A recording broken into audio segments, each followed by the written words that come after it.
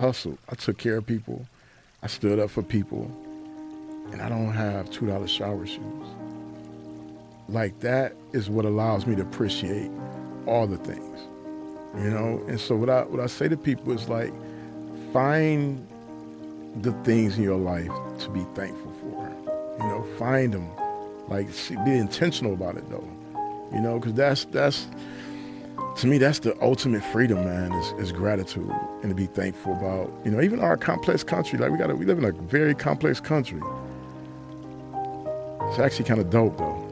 You know, and I don't think we spend enough time, you know, talking about the things that we should be grateful for. Just being here. You know. I think all kids should be like part of education. They should have to travel, especially if you're in this country. I think you should have to travel to places that don't have all the trappings of possibilities, you know. And I just think that gratitude is a game changer. I think so too, because I think it's too easy to focus on negative, and negative begets more negative. If you just find the things in your life that suck and dwell on those, your life's going to suck more. Absolutely. It's just simple mathematics. Yeah. It's real. I know people that are very successful that they don't have gratitude. Yeah. It's crazy. Yeah. That's who I wrote the book for. For those people, is like, it's crazy. Yeah. I know so many people that are like very successful but very unhappy. Yeah. I remember one time, it's a story, when I was on television. I was on this TV show called News Radio, and we would get the ratings in. And when we would get the ratings, you know, we weren't doing that well. It wasn't a very successful show. Right. It was only successful once it got off the air, ironically. In syndication, it became, because it was a good show. Yeah. But they were all sitting around, they were reading Variety, and Variety magazine and the Hollywood Report. I would call them the devil's rag. Because like you guys are like concentrating on all this shit that is making you compare yourself to other people, and you're all getting upset that we're not after Friends or we're not Right. after Seinfeld. I go, last time I checked, I'm on television. We're on television. You know, few people get to be on a fucking sitcom, and we're here pissing and moaning because we're not on the biggest sitcom. That is so crazy. Yeah. Do you know how many people would trade lives with you? I mean, I had a ton of terrible jobs. Doing construction, delivered newspapers, I did everything. Drove limos, I did everything. I'm on TV. Right. I'm happy as fuck. Right. But for these people, like, there was never, you know, it's just a symptom of Hollywood itself, because Hollywood is all about who's number one. Yeah. It's not just about, like, you're making a great living doing something that's really fun. It's like, no. Someone is out there being Tom Cruise. Right.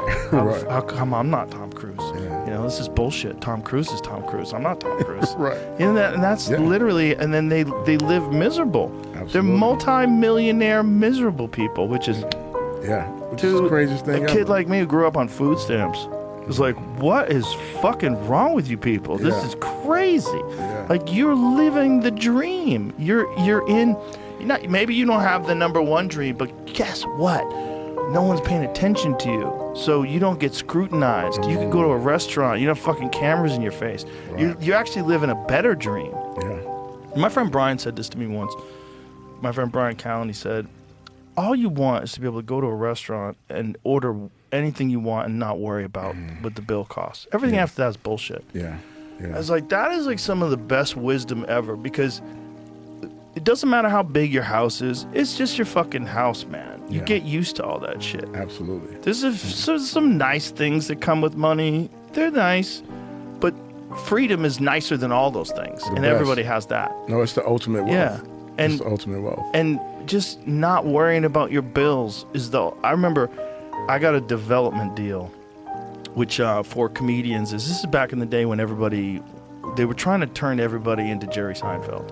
They tried to turn everybody into a sitcom, Roseanne. Right, you know, right. So everybody, they would come to comedians and they give you a development deal, and they would give you like $100,000 or something like that, and then they would try to write a sitcom around you and develop a pilot. This was like the game. That was the hustle. And the first time I got a development deal, I think I was 26. I guess I was 26, something like that. And, you know, my whole life I'd been paycheck to paycheck, always broke, you know, and for the last 5 years, just hustling as a comedian, trying to get by. I was just happy that I didn't have to have a regular job. I was just a comedian, but I was always broke. And then all of a sudden, I think I got $150,000, and it was like this enormous weight was lifted off my shoulders. It was the craziest weight. It was like physical weight. I was like, now I don't have to worry about my bills. Yeah. Like I was every month, it was like, can I pay rent? Yeah. Can I keep the lights on? You know, can I afford gas to get to my gigs? It was just like that. I was like barely getting, no health insurance, no nothing, I had nothing. Just barely getting by. But that physical weight, I'll never forget that. I was like, that's the most important thing, is to not worry about your bills. Absolutely. But then everybody's worried about, like, Bob's got a 22-foot boat. I've got an 18-foot boat. Right. Like, Jesus all Christ, things that don't man. really matter when it comes down to it. Yeah, it's like that there's I forget who said it, comparison is the thief of joy. Is that Absolutely. Thoreau?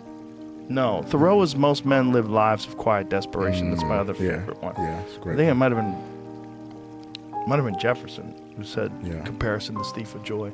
But it is.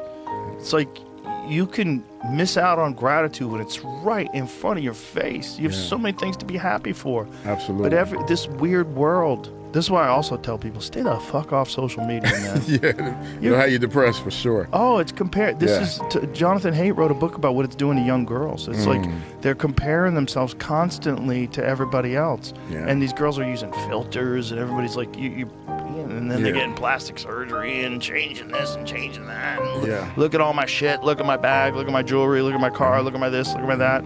And it's just everyone's constantly in this state of comparison, and no one is happy just to be alive and healthy in America in a wild time of change. Yeah, you know. Yeah. No, I think that's the thing that I've really been struck by. You know, when I got out and talking to some of the the guys and women that I know who've been incarcerated. You know, I do think that we all operate out of that same injury of just, in energy of like just deep gratitude, because you do really begin to understand what is value when you take it away, right? And like it's that saying of like, you can have a million problems until you get sick, and then you only have one. Yes. And then and that's the thing about like losing freedom, right? And what I've been struck by is, you talk about the people who looks like they have it all and they're not happy and they're not fulfilled. That's like being struck with that illness. Where it's like you got all the trappings of life right here at your disposal, but you're trapped into this idea that, and sometimes it's not that it's not real stuff, right? Like trauma is real. Sure. Shame is real. Grief is something, none of us are getting through this life without grief. Like that's just factual. Like if you live, any considerable amount of time to where you're conscious, you're going to grieve at some point. Somebody's going to die. You're going to lose a job. You're going to lose an opportunity, a lover. It's not all highs. Yeah, nobody gets all highs. Exactly. Yeah. And I think what happens is that, one, we just haven't created space to like talk about what that really is for us. We just kind of deal with it on our own, and then it trips people up because it can get heavy at times. And if you get hit with a few things back to back, it can actually be overwhelming. But if you lean into some of these things that really centers you, being present, like I'm super present in the moments, of sometimes it can be annoying to the people in my life because I'm just like, no, I actually changed my mind, like literally this moment. And they're like, what are you talking about? We planned this whole thing for like, yeah, but I changed my mind because in this moment, this is where I really want to be. But it's a beautiful space to be, like freedom. That. Yeah, that's what I learned in prison. So I tell people like, I was incarcerated before I ever stepped foot in a prison cell. I was free before I ever got out of solitary. And that freedom of mindfulness, that freedom of really understanding that the rest of my life is on me, I didn't know if I was getting out of prison. Here's what I knew. Whatever happens, my son is going to be able to look at me and say, you know what? My dad went through all of these things, but here's who he became as a person. That you can't, it's not a box that can contain it, and it's not a gate that can keep you back from that. Like that's all the inside work. That's the inside job. And like, that's how I just try to live my life is like, it's I see it and it's sad because it's to all the things you say. It's like the competition with with people highlight reel, right? Like you Yeah. can't compete with somebody's highlight reel. Exactly. It'll drive you crazy. It's you not know even what I mean? real highlight It's not reel. even real. Yeah, A lot it's of like, leased cars out there. come on, leased cars. I saw a Bullshit. car out here that I took I've had people be like, "Yo, can I take a picture in front of your car?" Yeah, Like, that dude, happens not a yet. lot. You know what Yeah. I'm saying? So, when you get behind it, you realize, like, man, what do people really care about? Where's the Yeah. most joy is, like, the friendships you develop, Yes. the people you spend time with. Yeah. Like, those things are invaluable, And that's not to say that people shouldn't aspire towards success. Like, I'm like, listen, leave it all on the floor. Whatever task you've been given in life, like, go out and execute it to the fullest capabilities possible. Like, don't undersell yourself. Don't do it. Don't quit on yourself. Go for it. Push yourself to the limits. But understand, you got to be present in the moments that you're living. Otherwise, it's going to be squandered time. And so that's how I just try to live my life, man. I'm enjoying it. I want to enjoy it. I work hard. Sometimes it's probably annoying to people around me that how hard I work, but I find joy in that. There's joy in the actual work. Otherwise I wouldn't do it. So There's joy in most aspects of life that people miss out on because they just can't appreciate it because they haven't been in prison.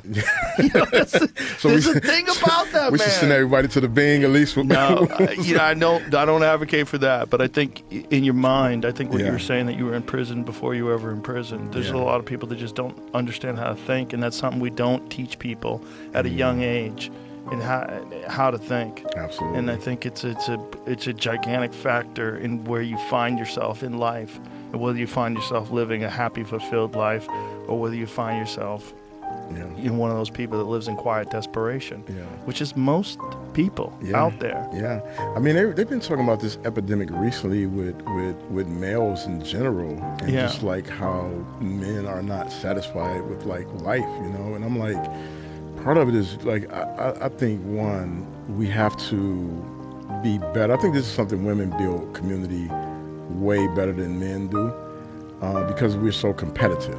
And like and we're not always willing to be vulnerable. But I can say, like, with my friendships that I have with men, it starts at vulnerability. It starts with like the depth of like, what does it mean to be vulnerable? What are we struggling with today? Right. How are you really? Like, how are you really feeling today? How did you feel when that deal didn't go through, or when you lost that money? And like, you don't have to put the cape on and try to figure it all out in one day. But my responsibility to you as your friend is to ensure that you have a space that we can come and get brutally honest. How are you navigating parenting? Like, it's tough, right? It's relationships are tough. Marriage, all these things that require, a different muscle.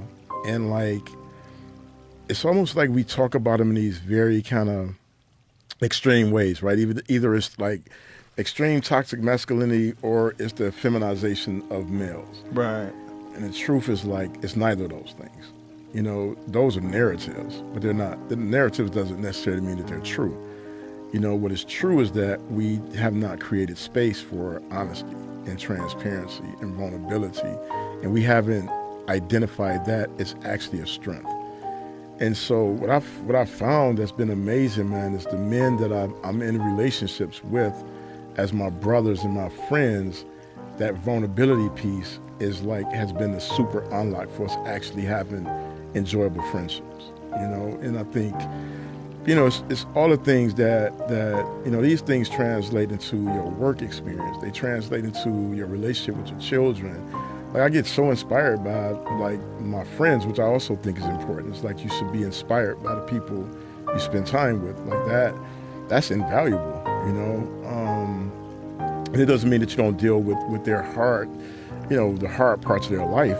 But if you're inspired by them and you're vulnerable with them, the hard parts of their life become beautiful. And those are easier things to navigate because it becomes what the real meaning of honor is. Yeah.